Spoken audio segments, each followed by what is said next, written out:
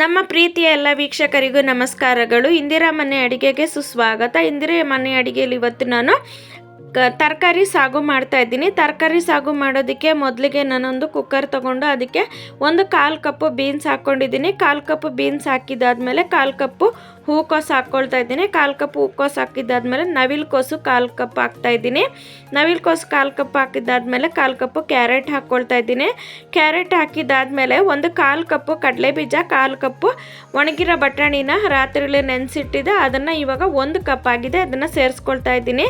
ಸೇರಿಸ್ಕೊಂಡಾದ್ಮೇಲೆ ಇವಾಗ ಎಲ್ಲದಕ್ಕೂ ತರಕಾರಿ ಮುಳುಗೋ ಅಷ್ಟು ನಾವು ನೀರು ಹಾಕ್ಕೊಳ್ಳೋಣ.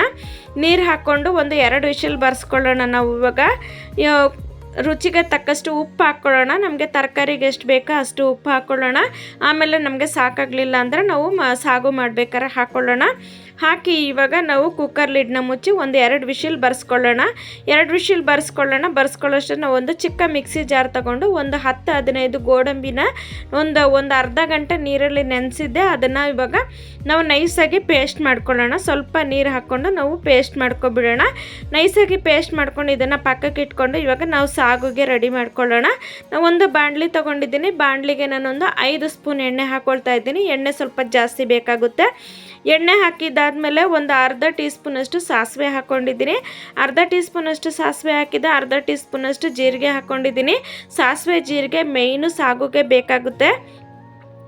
ಜೀರಿಗೆ ಬಂದು ಸಾಗುಗೆ ರುಚಿ ಕೊಡುತ್ತೆ. ಸ್ವಲ್ಪ ಕರ್ಬೇವಿನ ಸೊಪ್ಪು ಹಾಕ್ಕೊಂಡಿದ್ದೀನಿ. ಕರ್ಬೇವಿನ ಸೊಪ್ಪು ಹಾಕಿದ್ಮೇಲೆ ಒಂದು ದೊಡ್ಡ ಈರುಳ್ಳಿನ ಸಣ್ಣದಾಗಿ ಪುಡಿಯಾಗಿ ಕಟ್ ಮಾಡಿ ಹಾಕ್ಕೊಂಡಿದ್ದೀನಿ. ಕಟ್ ಮಾಡಿ ಹಾಕ್ಕೊಂಡಿದ್ದಾದಮೇಲೆ ಸ್ವಲ್ಪ ಫ್ರೈ ಮಾಡ್ಕೊಳ್ಳೋಣ. ಚೆನ್ನಾಗಿ ಸ್ವಲ್ಪ ಫ್ರೈ ಮಾಡಿಕೊಂಡು 4 ಹಸಿಮೆಣ್ಸಿನ್ಕಾಯಿ ಹಾಕ್ಕೊಂಡಿದ್ದೀನಿ ಖಾರಕ್ಕೆ.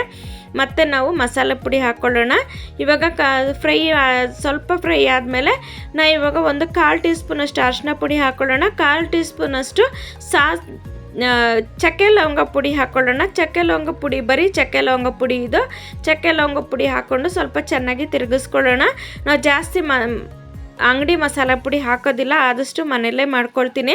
ಅದಕ್ಕೋಸ್ಕರ ನಾವು ಬರೀ ಚಕ್ಕೆ ಲವಂಗ ಪುಡಿ ಹಾಕಿದ್ದೀನಿ. 1 ಸ್ಪೂನು ಶುಂಠಿ ಬೆಳ್ಳುಳ್ಳಿ ಪೇಸ್ಟ್ ಹಾಕ್ತಾಯಿದ್ದೀನಿ.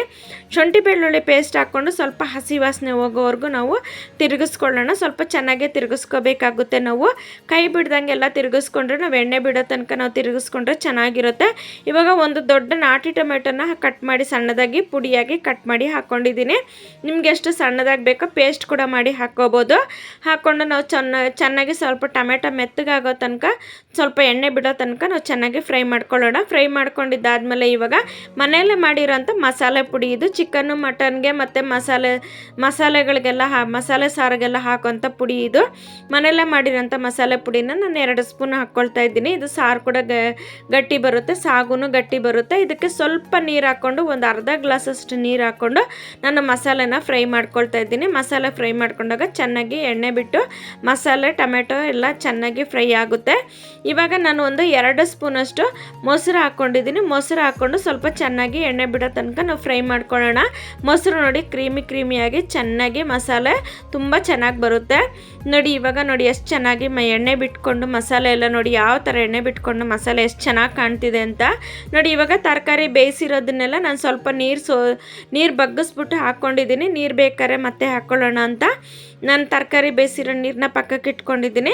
ಸ್ವಲ್ಪ ನೀರು ಹಾಕ್ಕೊಂಡು ಇವಾಗ ಚೆನ್ನಾಗಿ ತಿರುಗಿಸ್ಕೊಳ್ಳೋಣ. ತಿರುಗಿಸ್ಕೊಂಡಿದ್ದಾದಮೇಲೆ ಇವಾಗ ಗೋಡಂಬಿ ಪೇಸ್ಟನ್ನು ನಾವು ಕೂಡ ಇದಕ್ಕೆ ಸೇರಿಸ್ಕೊಬಿಡೋಣ. ಗೋಡಂಬಿ ಪೇಸ್ಟನ್ನು ಹಾಕ್ಕೊಂಡು ಸ್ವಲ್ಪ ಚೆನ್ನಾಗಿ ನಾವು ತಿರುಗಿಸ್ಕೋಬೇಕಾಗುತ್ತೆ. ಸ್ವಲ್ಪ ಚೆನ್ನಾಗಿ ತಿರುಗಿಸ್ಕೊಂಡು ನಾವು ಇವಾಗ ಸ್ವಲ್ಪ ಚೆನ್ನಾಗಿ ತಿರುಗಿಸ್ಕೊಂಡ್ಮೇಲೆ 1 ಗ್ಲಾಸಷ್ಟು ನಾನು ನೀರು ಹಾಕ್ತಾಯಿದ್ದೀನಿ.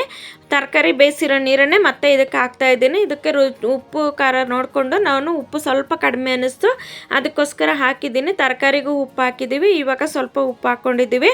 ಉಪ್ಪು ಹಾಕ್ಕೊಂಡು ಸ್ವಲ್ಪ ಚೆನ್ನಾಗಿ ಕುದ್ದಿದ್ದಾದಮೇಲೆ ನೋಡಿ ಇವಾಗ ನಾನು ಸ್ವಲ್ಪ ಕೊತ್ತಂಬರಿನ ಮೇಲೆ ಹಾಕ್ತಾಯಿದ್ದೀನಿ. ಮೇಲೆ ಹಾಕಿ ನಾನು ಸ್ಟವ್ ಆಫ್ ಮಾಡ್ಕೊಳ್ತಾ ಇದ್ದೀನಿ. ತರಕಾರಿ ಸಾಗು ರೆಡಿಯಾಗಿದೆ. ನೀವು ಮನೇಲಿ ಮಾಡಿ ನೋಡಿ ಹೇಗೆ ಅನ್ನಿಸ್ತು ಅಂತ ನಮಗೆ ಕಮೆಂಟ್ ಬಾಕ್ಸಲ್ಲಿ ತಿಳಿಸಿ. ಕಮೆಂಟ್ ಮಾಡೋದನ್ನು ಮರಿಬೇಡಿ. ನಮ್ಮ ವಿಡಿಯೋನ ಯಾರಾದರೂ ಫಸ್ಟ್ ಟೈಮ್ ನೋಡ್ತಿದ್ರೆ ನಿಮಗೆ ಸಬ್ಸ್ಕ್ರೈಬ್ ಮಾಡಿ ಮರಿಬೇಡಿ. ಇದನ್ನು ಬಂದು ಚಪಾತಿ ದೋಸೆ ಪೂರಿ ಇದಕ್ಕೆಲ್ಲ ಚೆನ್ನಾಗಿರುತ್ತೆ. ಪೂರಿ ಜೊತೆಗೆ ನಾನು ಮಾಡ್ಕೊಂಡಿದ್ದೀನಿ. ಈಗ ನೀವು ಸ್ಕಿಪ್ ಮಾಡದೆ ನೋಡಿದ್ದಕ್ಕಾಗಿ ನಮ್ಮ ವಿಡಿಯೋನ ಸ್ಕಿಪ್ ಮಾಡದೆ ನೋಡಿದ್ದಕ್ಕಾಗಿ ಧನ್ಯವಾದಗಳು ವೀಕ್ಷಕರೇ.